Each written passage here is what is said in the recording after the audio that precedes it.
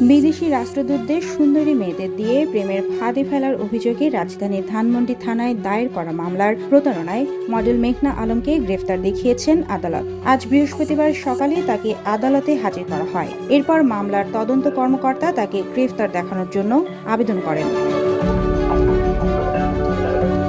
রাষ্ট্রপক্ষে মহানগর দায়রা জজ আদালতের পাবলিক প্রসিকিউটর শুনানিতে বলেন, এই আসামিরা অভিনব কৌশল অবলম্বন করে বিদেশি রাষ্ট্রদূত সহ অ্যাম্বাসিগুলোতে কর্মরত বিদেশি নাগরিকদের হানি ট্র্যাপে ফেলে বিপুল অর্থ বাগিয়ে নেওয়ার জন্য চক্র দাঁড় করিয়েছেন। তারা দীর্ঘদিন ধরে এসব প্রতারণা করে আসছেন। সর্বশেষ সৌদি রাষ্ট্রদূত ইসাকে ফাঁসানোর চেষ্টা করেন এবং তার কাছ থেকে $5 মিলিয়ন দাবি করেন বলে অভিযোগ রয়েছে।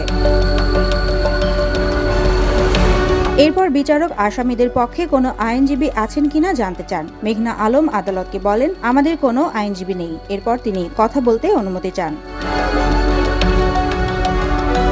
আদালত অনুমতি দিলে তিনি বলেন, আমার নাম মেঘলা নয়, সৌদি রাষ্ট্রদূতের কথা বলা হচ্ছে। আমার প্রশ্ন হলো, যে কেউ চাইলে কি সৌদি রাষ্ট্রদূতের সঙ্গে দেখা করতে পারে? আপনারা কি তার কাছে যেতে পারবেন? এ পর্যায়ে বিচারক তাকে থামিয়ে মামলা সম্পর্কে কিছু বলার আছে কিনা জানতে চান। এরপর মেঘনা বলেন, আমাকে বিনা বিচারে জেলে পাঠানো হয়েছে। আমাকে বলা হয়েছে কোনো আইনজীবী পাবেন না। বিষয়টি হলো, রাষ্ট্রদূত ইসার সঙ্গে আমার একমাত্র সম্পর্ক, আর কারো সঙ্গে না। সৌদি রাষ্ট্রদূত ইসার সঙ্গে আমার বিয়ে হয়। ইসা অভিযোগ করেন আমি নাকি তার বাচ্চা নষ্ট করে ফেলেছি। এটা মোটেও সত্য নয়। এই বিষয়ে আমি ইসার সঙ্গে কথা বলি, তাকে এসব তথ্য ছড়ানো থেকে বিরত থাকতে বলি। এসব বিষয় নিয়ে পররাষ্ট্র মন্ত্রণালয়ের ডিজি শফিকুরের সঙ্গে কথা বলি। এরপরেই পুলিশ আমাকে গ্রেফতার করে। এদিকে মেঘনার সহযোগী দেওয়ান সমীর আদালতকে বলেন, আমাকে মেঘনা আলমের বয়ফ্রেন্ড বলা হচ্ছে। এটা ভুল তথ্য। তার সঙ্গে আমার কোনো সম্পর্ক নেই। আমি সাধারণ একজন মানুষ, দীর্ঘদিন প্রবাসে ছিলাম। আমি একজন রেমিট্যান্স যোদ্ধা। আমি মামলার এসব ঘটনার কিছুই জানি না।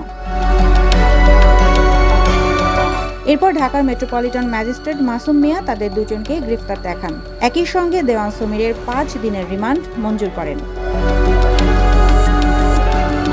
এজলাস থেকে হাজতখানায় যাওয়ার পথে মেঘনা আলম বলেন, একমাত্র ইসার সঙ্গে আমার সম্পর্ক, আর কারো সঙ্গে সম্পর্ক নেই। আমি ন্যায় বিচার পাচ্ছি না। এ সময় পুলিশ সদস্যরা তাকে ঘিরে ধরেন।